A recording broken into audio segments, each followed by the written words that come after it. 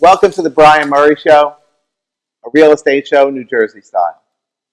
Today's discussion point is buyers. I'm talking to you about buying a home during the holiday period.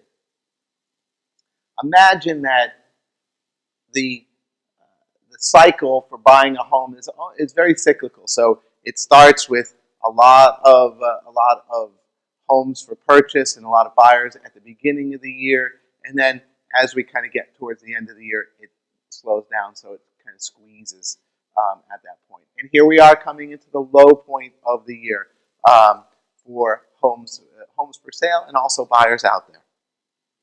So what does that mean? It means less competition. There are fewer buyers that are out there the weekends leading up to Christmas and New Year's and December, January. There are just fewer buyers out there because the weather is colder, because people are busy. There are also fewer homes on the market because a lot of people don't want to deal with getting their homes ready and showing them during these holiday periods. They don't like people trekking snow and mud all through their homes either. So there's less competition, but there's also less selection. Now, it's at this point where I need you to go to my Instagram and like me and share me, because I'm going to give you some really valuable information right now. Here it is. So, buying a home during this time frame is an emotional process. It's emotional for the sellers. And they might just be in the holiday spirit. And so, things that might not have gotten done at a different period of time might get done now. They might be a little more giving about a home inspection issue. They might be a little bit more giving about some terms, or even a little bit on the price too. So the holiday spirit, don't discount it. And you might actually be in the holiday spirit too, and wouldn't you like to get a home to stick under the tree? The other thing that's really important is that sellers want to be done. They don't want to have to continue on into next year selling their home. They want to be done. And January 1st is a nice little wrap the bow on the year. December 31st, January 1st. Wouldn't it be nice for them to be done?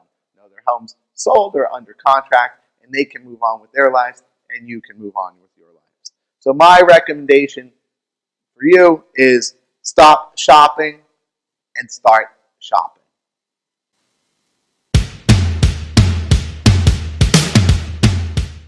Today's hot topic is how to get a steal during the holidays. We know it's the holidays because of the holiday cups. So number one piece of advice, everybody wants a deal, they want a steal. Here it is. Pay cash if you can. Sellers want to be done. This is the time that they really mostly want to be done with selling their home. They don't want to show their home. They don't want to have people coming through when they're getting ready for having family over, or they're rushing out to a party, or they're hosting a party. They want to be done. So the easiest way for you to get a steal is to be ready with cash, or certainly have your financing completely lined up, and take away that contingency. Take away the home inspection contingency, or do it very, very, very quickly. Deal with the appraisal contingency very, very, very quickly. People don't want to have appraisers running through their home. They don't want to have home inspectors running through their home. Get everything done super fast and in a compressed amount of time so that there's less inconvenience on the seller. This is the one time of the year where the seller will not really tolerate much inconvenience. Literally, they would just rather wait until after the holidays to deal with any of it than have a home inspector coming through the day they have 30 people coming over for a party. So if you want a steal during the holidays, be ready with cash. Make your decisions quickly. Don't spend a lot of time with multiple showings of the same property. Come in, make a decision, go hard, go fast, and be serious about it. And the seller will see that. And that's how you'll be able to get a steal or a deal during the holidays. The good, the bad, the ugly. The good, at this time of year, stores that stay open late. Everybody is pressed for time. I love it personally that at this time of the year, Costco stays open later. I wish they'd stay open later all year round because I like to go shopping late. I work late. I like to be able to then go home after the traffic has kind of died down and leave this little area, which is impossible to get in and out of between 7:30 in the morning and 9:30 in the morning, and then between 5 o'clock in the afternoon and 7 o'clock in the afternoon, and then coming back into Hoboken, Jersey City at the same time. Brutal. So stores that are open late means I can leave and go out to a store at 7:30 at night, miss the traffic, go do all my stuff, come home, and then I feel like I've accomplished something. So stores that are open late are good. Love the holiday stores. The bad, holiday parking. I guess everybody has my idea of going to the stores late. So, it's just, sometimes it's brutal.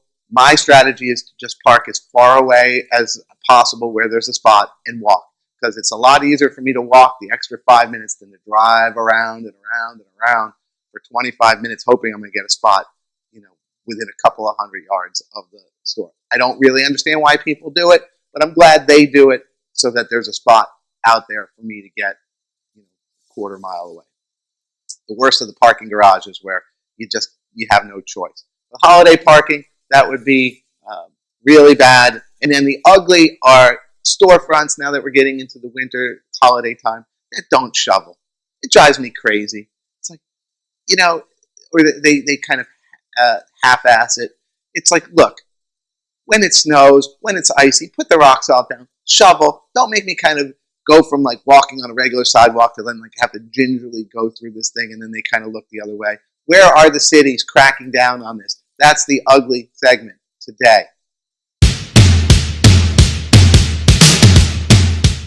Today's inspiration comes from the Polar Express. Seeing is believing, but sometimes the most real things in the world are things you can't see. This has been the Brian Murray Show. Thanks for watching. If you enjoyed any parts of the show, please follow me on Instagram, YouTube, Facebook. Go to my website, themurraypropertygroup.com, for all of the episodes of the Brian Murray Show. I do welcome your comments and your feedback, and if there's anything that you disagree with, please let me know, and I'll show you why you're wrong.